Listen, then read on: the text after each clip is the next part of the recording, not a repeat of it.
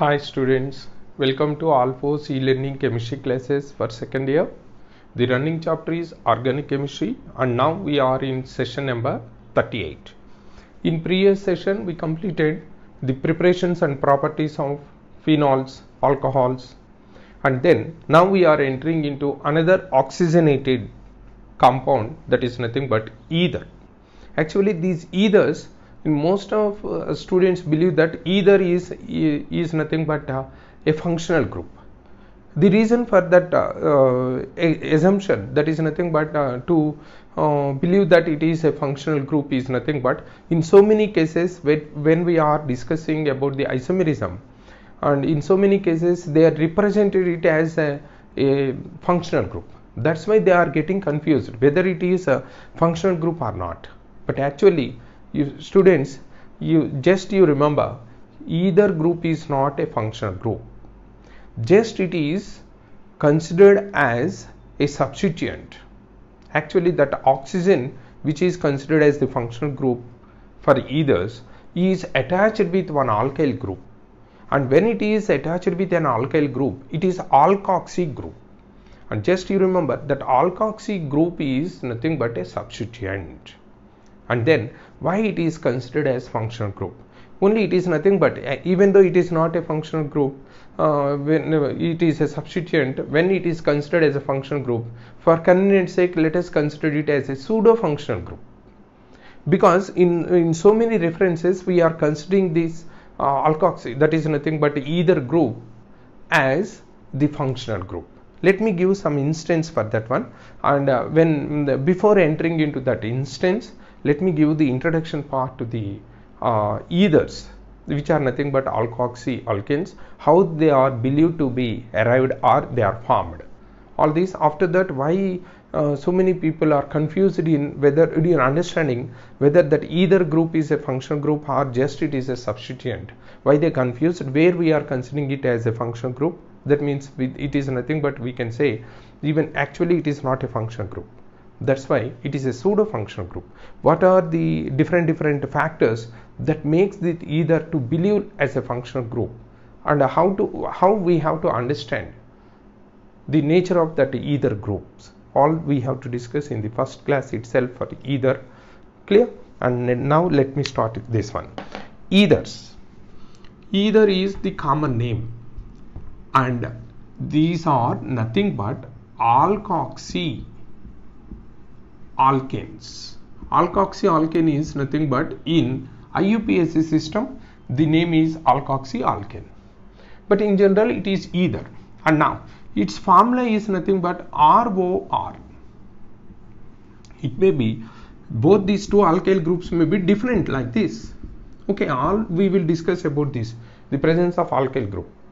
Clear? And now when we are considering this as ROR, just you observe, if it is ROR, ROH is taken, and from this ROH one hydrogen is going out and one alkyl group is coming in. Just imagine, just assume like that, and then what we can say, it is ROR. Or otherwise, let us consider one water molecule, and here both these two hydrogens are going out and two alkyl groups are coming to this, and then we are getting this one ROR.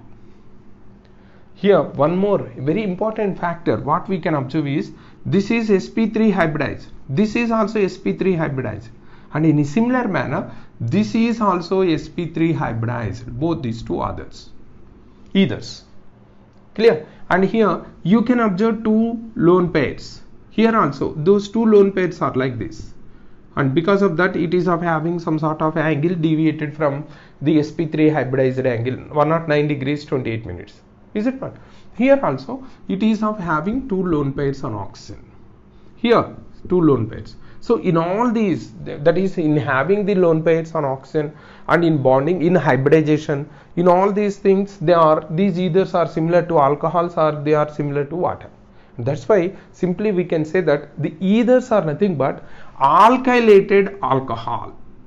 Alkylated, that means one of the hydrogen present in alcohol, that is the hydrogen present in alcohol as OH group, is replaced by alkyl group. Or otherwise, in case if we are considering that the substrate, that is nothing but the parental compound is water, then both these two hydrogens are replaced by alkyl group, then it is known as dialkylated water. So simply ethers are nothing but the alkyl derivatives of alcohol or dialkyl derivatives of water. We can say like that. Clear? And now let us consider whether both these two are same or similar alkyl groups. And in such a case, just you remember, these same alkyl groups, both these two alkyl groups when same, they are known as symmetric ethers, or they are also known as simple ethers. Simple ethers or symmetric ethers are nothing but they are having both the two alkyl groups same. And in case if they are having different ethers, then it is asymmetric ether, or it is also known as a complex ether. Complex ether nothing but when the two alkyl groups that are attached to oxygen are different. Clear? Like that. And now let us discuss about why most of the people are getting confused to consider whether this alkoxy group, that is nothing but OR group, is a functional group or a substituent. Just you remember, actually this OR group is, alkoxy group is only substituent. Alkoxy is substituent. It is not functional group. That's why when this OR group, say for example if it is present like this, CH3CH2 CHOH, it is alkoxyethane.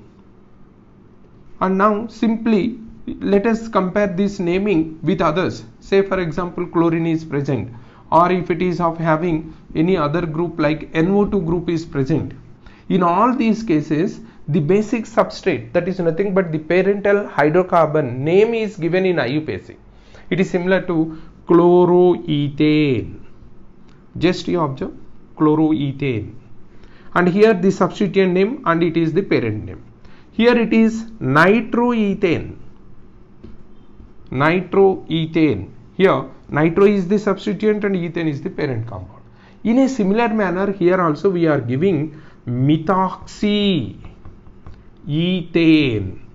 So now you can understand in comparison with these substituents.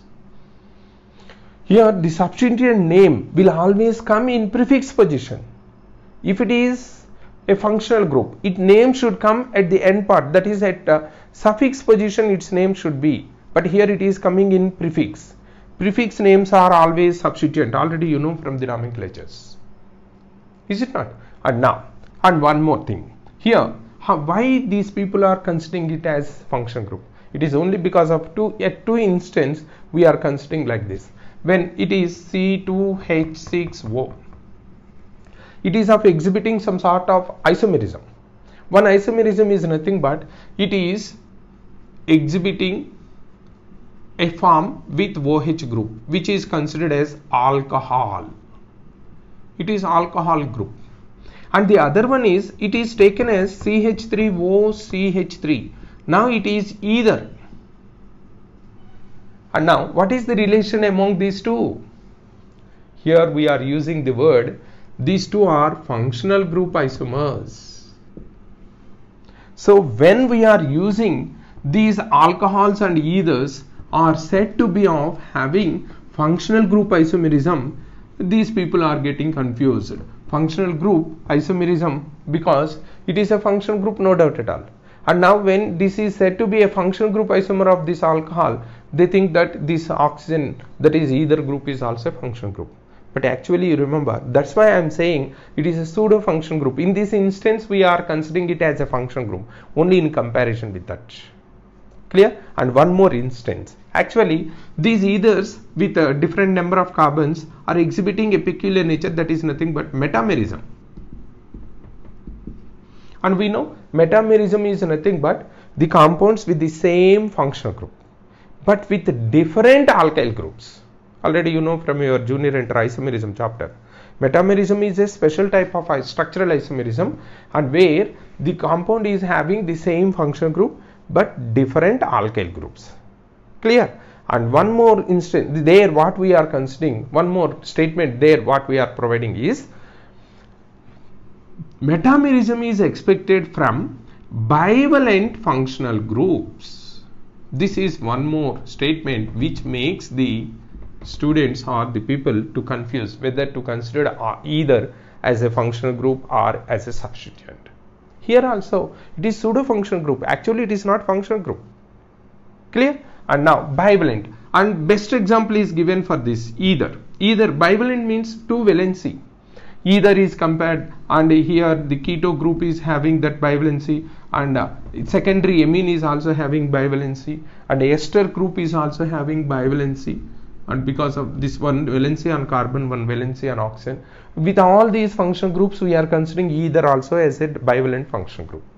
So these are the two statements or these two instances where the students or the most of the people are confused to assign whether either is a functional group or a substituent. But you remember, only in comparison for this isomerism, we are, for instance, for that time being, we are saying that they are functional group isomers or they are of bivalent functional groups. But actually, strictly speaking, they are not having any influence. Actually, what is the meaning of functional group is nothing but, the functional group is nothing but an atom or group of atoms when present in any compound, in any hydrocarbon. It should monitor the total nature of that compound. Again I am repeating, any functional group if present, it may be atom or it may be group of atoms, when present it should monitor the total nature of the compound. Say for example, it is methane hydrocarbon. Clear? In this methane, if one of the methane means it is an alkane, just let me give like this, it is an alkane. Clear? And now in this alkane, if one of the hydrogen is replaced by OH group, now this is now becoming alcohol. The alcoholic nature is different from these alkanes. Why different? The nature and the behavior, the physical chemical properties, all these will change. Or in case if this is having this, one hydrogen is replaced by CHO. Now because of this CHO, it is behaving like aldehyde. If it is having this, one of the hydrogen is replaced by COOH group, then the total nature of the compound now becomes acidic. Like that, if any atom, one hydrogen atom in hydrocarbon is replaced by a group of atoms or a single atom, if it is of monitoring the total nature of the compounds, then such group is said to be functional group. And some other groups or some other atoms are there, but their presence makes their presence is there, but they are unable to monitor the total nature. Instead of that, because of their presence, they are giving an extra one or two properties. That's all. The total nature is not changed. Let me give that. Say for example, in the same methane, if hydrogen is replaced by chlorine, now this chlorine is of giving an additional property, but the total basic condition of methane, alkane nature is not changed. That's why it is chloromethane. But in this case, we are not considering that one. Methane word is not used. Here it is methanol. The name itself is changed because its total change is now under the control of OH group. Is it not? And here it is nothing but ethanoic acid. It is not ethane. It is not methane. Ethanoic acid. Why it is ethanoic acid? Because that COOH group is totally changing the behavior of that compound. Like that, if any group or one atom or a group of atoms, when change the total nature of the compound, then they are said to be functional groups. But just by presence, they are not making any functional group. That because their presence is not changing the total attitude or behavior of the compound. Here you can observe. In a similar manner, when this hydrogen is replaced by nitro group, it is not getting any total change. An additional property is observed in that one. An additional property because of NO2. But the total compound change is not there. And in a similar manner, when this methane is of substituted or it is one of the hydrogen is replaced by any alkoxy group, then also totally it is methane. But this OR group presence makes an additional property. but it is not changing the total nature of this compound. So all such group of atoms or atom which is changing the total nature of the compound is considered as functional group. But the group of atoms or an atom which is present in the compound, even though it is present in the compound, it is unable to monitor the total properties of the compound, then they are said to be substituents. They are not functional groups. Now I think you get the clarity between the functional group and the substituent. And here OR group, that is alkoxy group, is a substituent because it is unable to monitor the total properties. Just because of its presence, some additional property may be acquired by the compound, but total nature of the compound is not changed. Basically it is alkane, but now the substituent is alkoxy group, hence it is alkoxy alkane. That's all. Are you clear now? That's why these people getting confused is only because alcohols are said to be functional group isomers of ethers, but actually ether is not a functional group. So in comparison, when we are taking that is ether group as functional group, just you consider it as a pseudo functional group. And similarly, metamerism, when we are discussing about metamerism, by definition and by statement we are saying that the bivalent functional groups can exhibit metamerism, and in such bivalent groups we are giving or we are quoting this ether group also as one of the bivalent functional group. That's why these people are getting confused. But only in these two instances we are considering them as function group, but actually by definition the meaning of function group is different. And in case if we are strictly following the definitions of the substituents or the function group, then that alkoxy group is coming or it is falling under the substituent definition but not on functional group definition. Clear? That is about. And now let us go to the naming classification. First of all, already it is classification is given, a hint is given to you, and now here let me classify the compounds again, that is ethers, depending on the alkyl groups and then depending on the nature of the alkyl groups also. Here it is classification of ethers. Classification of ethers, and here depending on the alkyl groups.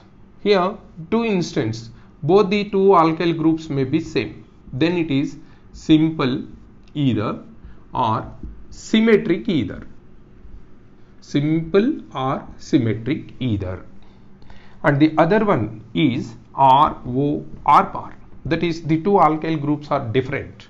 In such a case it is complex or asymmetric ether or unsymmetrical ether. Both these two, asymmetric or unsymmetric, generally unsymmetrical ether is the correct word, but sometimes we can use this. Clear?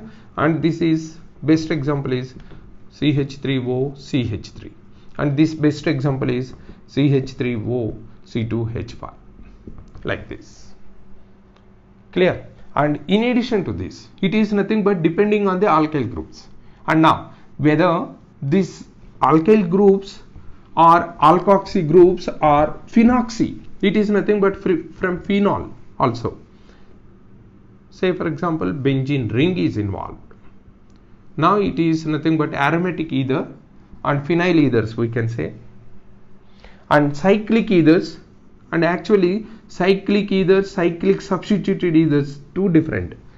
Strictly speaking, cyclic ether is a different one. Cyclic ether where oxygen is involved in the ring itself, and it is cyclic alkyl, that means cyclic substituted ether, cyclic alkyl substituted ether.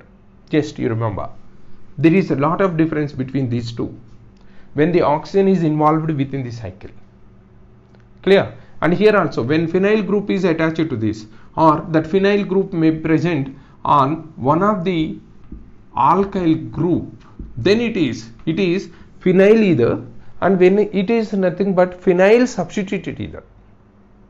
Phenyl substituted. Difference is there. In phenyl ethers, phenyl group is directly having this oxygen attached to carbon of the benzene, and when phenyl substituted ether is nothing but that phenyl group is present as a substituent on one of the alkyl group. Clear? That is. And now let us go for the naming of these ethers, common names and IUPAC names, how they are named.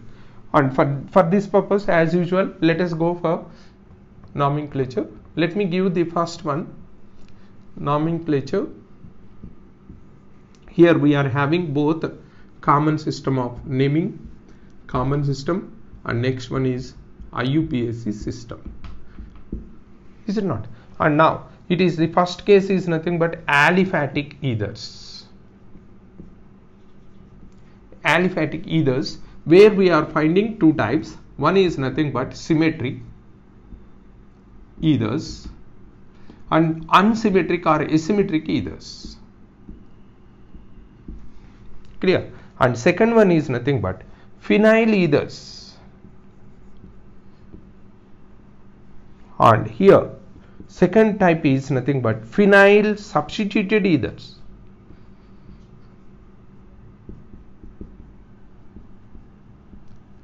And in case of cyclic, third one, it is cyclic. And just you remember, in cyclic ethers we can find three kinds. Don't get confused. One is nothing but cyclic ethers where oxygen is involved in the ring. Let me give you the best examples for this one.